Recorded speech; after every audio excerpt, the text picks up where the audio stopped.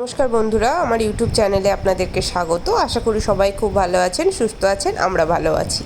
এখন বাজে সকাল 4:27। তো আজকে আমরা আমাদের ভিডিওটার মধ্যে এটাই আমরা দেখাবো যে আমরা যেদিন তেজপুর থেকে বেরিয়ে গেছিলাম সেই দিন তেজপুর থেকে আমরা কতটা রাস্তা কভার করেছিলাম আর এই রাস্তার মধ্যে আমরা কি কি পেয়েছি। তো আজকে হলো আমাদের তেজপুরের লাস্ট দিন, সকাল 4:27, মানে প্রায় ভোরের দিকেই আমরা বেরিয়ে গিয়েছিলাম, কারণ আমাদেরকে অনেকটা রাস্তায় কভার করতে হবে। তো আমরা আগের ভিডিওতে আপনাদেরকে বলেইছি আমরা বাই রোড যাব, কারণ গাড়িটা যেহেতু আমাদেরকে নিয়ে যেতে হবে, তো আমরা বাই রোড যাবো। আর রাস্তাটা আমরা দুদিনে কভার করব, মানে তেজপুর থেকে আমাদের বাড়ি, তো আমরা দুদিনে কভার করব। মাঝে আমরা রায়গঞ্জে থেকেছিলাম রাত্রেবেলা, তো রায়গঞ্জ হোটেলে থেকে তারপর দিন আবার বেরিয়ে গেছিলাম। তো যাই হোক, কোয়ার্টার ছেড়ে বেরিয়ে গেলাম। কি করব বলুন, ফৌজিদের তো এরকমই হয়, 2 বছর একটা জায়গায় থাকার পর তারপর আর সেই জায়গাটা থেকে আমাদেরকে মুভ আউট হতেই হয়। তো কিচ্ছু করার নেই, এটাই আমাদের, মানে এর আগে আমরা ব্যাঙ্গালোরে যখন ছিলাম তখনও এইভাবে আমাদেরকে আসতে হয়েছে। এটা তেজপুর, আর এখন মানে এরপর আর কিছুদিন পরেই আমরা এখান থেকে বেরিয়ে বাড়ি যাব। তো বাড়ি কিছুদিন থেকে তারপর ওখান থেকে যাব পাঞ্জাব, ওখান থেকেও আবার 3 বছর পরে অন্য কোথাও যেতে হবে। তো এটাই আমাদের লাইফ। যাই হোক, আমরা কালার্স হোটেল পেরিয়ে গেলাম, এরপরে আসবে জুডিও, দেন ফ্যান্টানুলস মল, এগুলো সব পেরিয়ে যে আস্তে আস্তে, মানে কিছুদিন হয়তো খারাপ লাগবে কিন্তু তারপর সব ঠিক হয়ে যাবে। এটাই তো আমাদের লাইফ। তো এরপর আমরা মিশন চার্লি চকে আসছি। মিশন চার্লি চক থেকে আমরা কিন্তু সোজা বেরিয়ে যাব। তো এটা হচ্ছে ব্রিজটা, দেখুন ব্রিজের ছবিটা একবার আপনাদেরকে দেখিয়ে দিলাম। তো ব্রিজ পেরিয়ে আমরা গিয়েছিলাম। আমরা কিন্তু NH-15 রাস্তাটা পুরোটা ধরিনি। আমরা গিয়েছিলাম তেজপুর থেকে প্রথমে NH-15 ধরে রাওটা থেকে আবার স্টেট হাইওয়ে ধরে গিয়েছিলাম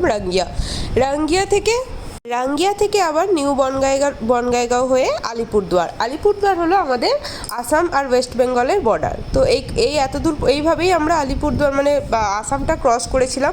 দেখুন, আসাম আমরা যতক্ষণ পেরোবো চারদিকে সবুজ, কিন্তু যখনই ওয়েস্ট বেঙ্গলের মধ্যে ঢুকে যাব তখনই ওই সবুজ যেন আস্তে আস্তে জলপাইগুড়ি পর্যন্ত পাবো।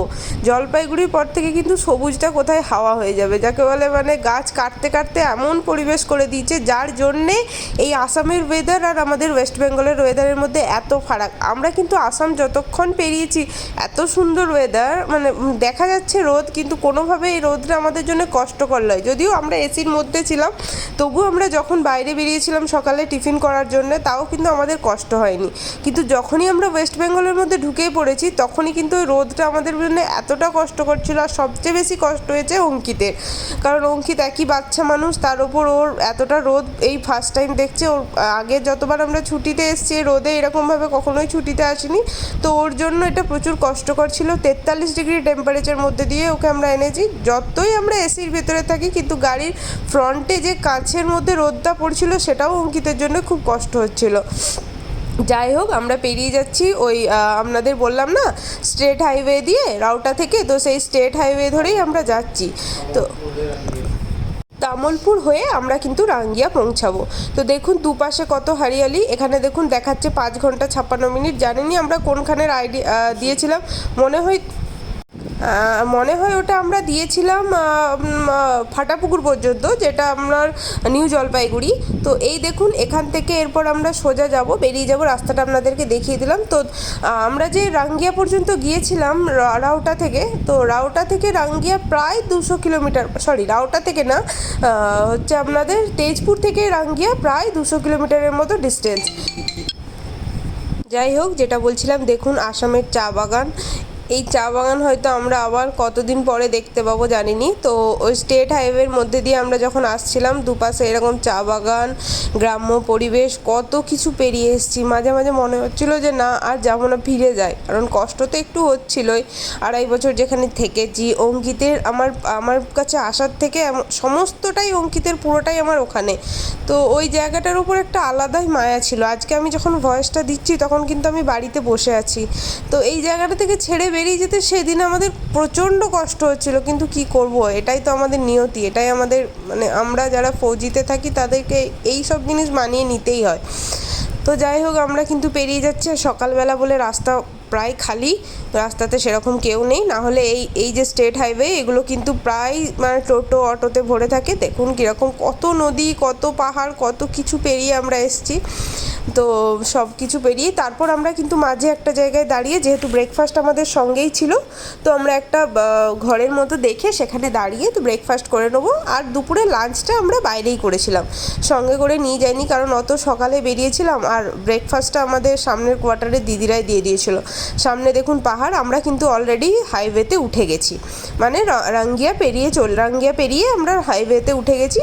তো দেখুন হাইওয়েটা কীরকম, আর সামনে কিন্তু বড় বড় পাহাড়ও দেখতে পাওয়া যাচ্ছে।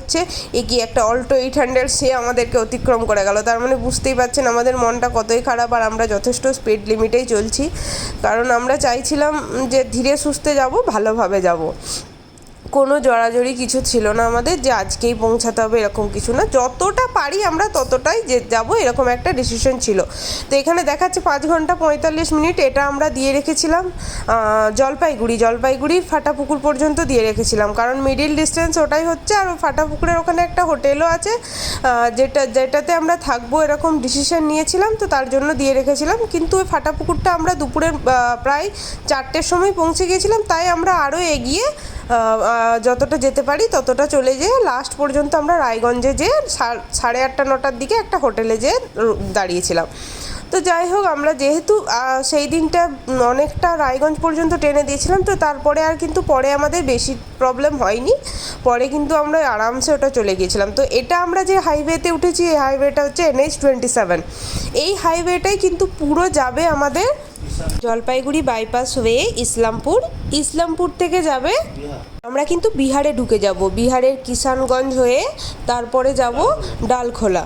তো ডালখোলা থেকে আমরা কিন্তু এই NH-27টা ছেড়ে দেবো, দিয়ে আমরা ধরবো তখন NH-12। তো এইভাবেই আমরা কিন্তু আমাদের রাস্তাটা অতিক্রম করেছিলাম। দেখুন পরপর দেখতে পাবেন, ছোট ছোট ক্লিপ আমরা তুলে ধরেছি, যেখানে যেরকম আছে পাহাড়, নদী, সমুদ্র, রাস্তা সমস্ত কিছু পেরিয়েই কিন্তু আমরা যাব। তো আমরা কিন্তু খুব একটা জোরে যাচ্ছিলাম সেরকম না, নর্মাল স্পিডেই যাচ্ছিলাম। হাইওয়েতে যেরকম গাড়ির স্পিড হয় সেই স্পিডেই যাচ্ছিলাম। সেই স্পিডে যেতে যেতেই আমরা পুরো ভিডিওটাই করেছি, যতটা সম্ভব হয়েছে, যেটুকু দেখানো সম্ভব হয়েছে দেখেছি। তো এই দেখুন আপনাদেরকে যেটাই বলেছিলাম। তো আমরা যেহেতু এইরকমভাবে এরপরে আলিপুরদুয়ারের কাছাকাছি প্রায় চলেই এসেছি, তো আলিপুরদুয়ারের ক্রস করব, তো সেই জন্য যেটা হলো আসাম বর্ডার, মানে ওয়েস্ট বেঙ্গলে আমরা প্রায় ঢুকবো। তো সেই জন্য রাস্তায় দেখুন টোটোর চাপও বেড়ে গেছে, আর লরি টরি সেরা সব কিছুই বেড়ে গেছে। তো এইভাবেই আমরা কিন্তু আস্তে আস্তে এগিয়ে যাচ্ছিলাম। কিছু মানে কষ্ট হচ্ছিল, মনে কষ্ট নিয়েই এগোচ্ছিলাম। কিন্তু সেই দিক থেকে একটা ভালো দিকও ছিল যে না চলো, এতদিন আসামে ছিলাম, আসাম থেকে অরুণাচল কিছুটা ঘুরেছি, তারপরে আপনার আমাদের যেটা ভালুংপং ঘুরেছি, ব্রহ্মপুত্র নদী দেখেছি। সেরকম মতো মনের মধ্যে এই ইচ্ছাটাও ছিল যে হ্যাঁ আর কিছুদিন পরে আমরা পাঞ্জাব যাব, যে ওখানে যে নতুন জায়গা আরও এক্সপ্লোর করে আপনাদেরকে দেখাতে পারবো। স্বর্ণ মন্দির আছে, আরও অনেক কিছু আছে যেগুলো পরবর্তীকালে আপনারা দেখতে পাবেন আমার ভিডিওতে যদি কন্টিনিউ থেকে থাকেন। তো এই রকমভাবেই আমরা চাইছি যে সব কিছু আপনাদের সাথে শেয়ার করি। তো কিছুদিন একটু ডিস্টার্ব ছিল, কারণ ফোনে কিছু প্রবলেম হয়েছিল, অঙ্কিত ফোনটা আমার ভেঙে দিয়েছিল। তো তারপর আমরা আবার ফোন ঠিক করে আবার করছি। তো আপনাদেরকে যেটাই বলছিলাম, প্রায় আলিপুরদুয়ারের কাছাকাছি আমরা এসে গেছি। তো যার জন্য আমরা আসাম ছেড়ে দিচ্ছি। আর আসাম ছেড়ে দেওয়া মানে যতটা পরিমাণ সবুজ ছিল ততটা পরিমাণ সবুজ কিন্তু আর আপনারা দেখতে পাবেন না। হ্যাঁ, জলপাইগুড়ি বাইপাস হয়ে আমরা যখন যাচ্ছিলাম তখন একটা বনের মধ্যে দিয়ে গিয়েছিলাম, তো সেই বনটাই পুরো সবুজ ছিল। আমরা কিন্তু যেটা ধূপগুড়ি ময়নাগুড়ি হয়ে গিয়েছিল যে রাস্তাটা, আর ওখানে ওই রাস্তার ধারেই কিন্তু আমরা পেয়েছিলাম আপনাদের জলদাপাড়া ন্যাশনাল পার্ক। যে ন্যাশনাল পার্কটায় আমি অনেকবার বলার পরেও সুমন্ত নিয়ে যায়নি, কারণ ওর মনও খারাপ ছিল, আর তাছাড়া লেটও হয়ে যাবে, বাচ্চা নিয়ে যাচ্ছি, তো ওই জন্য ওর নিয়ে যায়নি, বলেছে পরে নিয়ে আসবে। আর দেখুন রাস্তায় কীরকম চাপ, দেখুন যখনই আমরা ওয়েস্ট বেঙ্গল ঢুকবো হচ্ছি তখন থেকেই শুরু হয়ে গেছে, মানে জানান দিয়ে দিচ্ছে যে তোমরা এবার ওয়েস্ট বেঙ্গলে আসছো।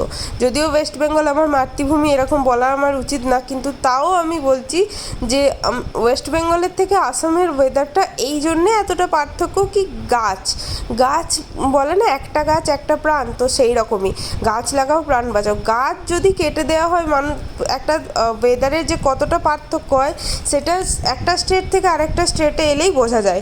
আসাম হচ্ছে পুরো হরিয়ালির দেশ, যেখানে মানে যেখানেই দেখবেন সেখানেই গাছ। এই দেখুন, এই হচ্ছে আমরা কিন্তু ধরে ফেলেছি তখন জলপাইগুড়ির যে আপনাদেরকে বললাম বাইপাস, এই বাইপাসের সেই বনটা দিকেই যাচ্ছি। এই বনটা কিন্তু বনটাকে বলা হয় এই বনটা কিন্তু বলা হয় হাতিমারা জঙ্গল। এখান থেকে কিন্তু 2 ঘন্টা 55 মিনিটের মতো দেখাচ্ছে আমাদেরকে কাছে। সামথিং রঙ্গিয়াই দিয়ে রেখেছিলাম, এলাকাটাই দিয়ে রেখেছিলাম। তো এই জঙ্গলটাকে কিন্তু বলা হয় হাতিমারা জঙ্গল। তো যেটা মানে এত পরিমাণে হাতি আছে এই জঙ্গলে, তো একটু একটু গেলেও পোস্টার টাঙানো আছে যে সাবধানে গাড়ি চালাবেন, যে হাতি রাস্তা পারাপার করে। তো এই জঙ্গলটা কিন্তু প্রচণ্ড গভীর। তো এরপরে আমরা এখান থেকে যখন বেরিয়ে যাচ্ছি আস্তে আস্তে, আমরা একটা জায়গায় হোটেলে দাঁড়াবো, হোটেলে কিছু খাওয়া দাওয়া করে তারপর যাব। আমরা নর্মালি চেয়েছিলাম ভাত আলু ভাতে, দেখুন হোটেলে দাঁড়িয়ে গেছি। অঙ্কিত কিন্তু মানে পুরো টানা জার্নির পরে বেরিয়েছে, তো হোটেলে দুষ্টুমি আরম্ভ করে দিয়েছে। সে যথারীতি চেয়ারগুলো নিয়ে এদিক ওদিক করছে। আর আমরা যখন খেতে গেছি তখন প্রায় 2:30-3টে বাজছে, হোটেল মোটামুটি প্রায় সব কিছুই শেষে। সেই রকম আমরা হোটেল পাইনি ওখানে, কারণ ওটা যেহেতু জঙ্গলের রাস্তা ছিল, তো একটা লাইন হোটেলই পেয়েছিলাম। আর ওর কাছে কিছু খাবারও সেই সময় স্টকে থাকেনি, তাই আমরা বলেছিলাম আলু ভাজা ডাল ভাত দিতে, আর সঙ্গে যদি মাছ থাকে তো একটা মাছ ভেজে দিতে। অঙ্কিত কিন্তু তার বদমাইশি শুরু করে দিয়েছে। ওকে এই দেখুন পাতির ছিল এখানে ডাল আলু ভাজা মাছ ভাজা আর আপনাদের পেঁয়াজ লঙ্কার পাঁপড়। আর তারপরে আর আমরা সেরকম ভিডিও করিনি। আমি অঙ্কিত আমরা দুজনেই ঘুমিয়ে গেছিলাম, অঙ্কিতের বাবা ড্রাইভ করছিল। করতে করতে কিন্তু আমরা প্রায় পুরো ফালাকাটা পেরিয়ে চলে এসেছি। এসে আমরা কিন্তু রায়গঞ্জে ঢুকে গেছি। রায়গঞ্জে ঢুকবো হয়ে গেছি। রায়গঞ্জ থেকে হয়তো এটা আর কত কিলোমিটার হবে, 5-10 কিলোমিটারই তো আপনাদেরকে দেখিয়ে দিচ্ছি, খুব বেশি দূর না। তো এখানে রাত্রে দেখুন হাইওয়েটা কত সুন্দরভাবে সাজিয়ে রেখেছে। এটা কিন্তু আমাদের ওয়েস্ট বেঙ্গলের বেস্ট চিজ, কি হাইওয়েগুলোকে খুব সুন্দরভাবে সাজিয়ে রেখেছে। যাই হোক, আমরা কিন্তু তখন কিন্তু ফোন টোন করে অলরেডি রায়গঞ্জের জন্য হোটেল বুক করে নিয়েছিলাম। এখান থেকে 2 ঘন্টা 15 মিনিট দেখাচ্ছে রায়গঞ্জ। তো যেহেতু রায়গঞ্জ ব্রিজটা এখনও পর্যন্ত খোলেনি, তো আমাদেরকে রায়গঞ্জ বাজারের মধ্যে দিয়ে ঢুকতেই হতো, সেই জন্য আমরা সেখানেই রয়ে গেছিলাম। আর অলরেডি রাতও অনেক হয়ে গিয়েছিল রায়গঞ্জে পৌঁছাতে। তো যাই হোক, ভিডিওটি যদি ভালো লাগে লাইক কমেন্ট অ্যান্ড শেয়ার করবেন, আর আমার চ্যানেলটিকে সাবস্ক্রাইব করবেন। আর দেখুন লাস্ট পর্যন্ত আমরা রায়গঞ্জে যে হোটেলে দাঁড়িয়ে গিয়েছিলাম, যেহেতু আমাদের আর শরীর মন মেজাজ কোনোটাই ঠিক লাগছিল না, তো ভিডিওটা আর আমরা কন্টিনিউ করতে পারিনি। তাই নেক্সট ভিডিও আবার আসবে কালকে, যেটা রায়গঞ্জ থেকে ওয়েস্ট বেঙ্গল পর্যন্ত রায়গঞ্জ থেকে বাড়ি পর্যন্ত আপনাদেরকে দেখাবো। যাই হোক, আজকের মতো ভিডিও এত দূরই। নমস্কার, ভালো থাকবেন, সুস্থ থাকবেন, আর আমার চ্যানেলটিকে সাবস্ক্রাইব করবেন। Thank you.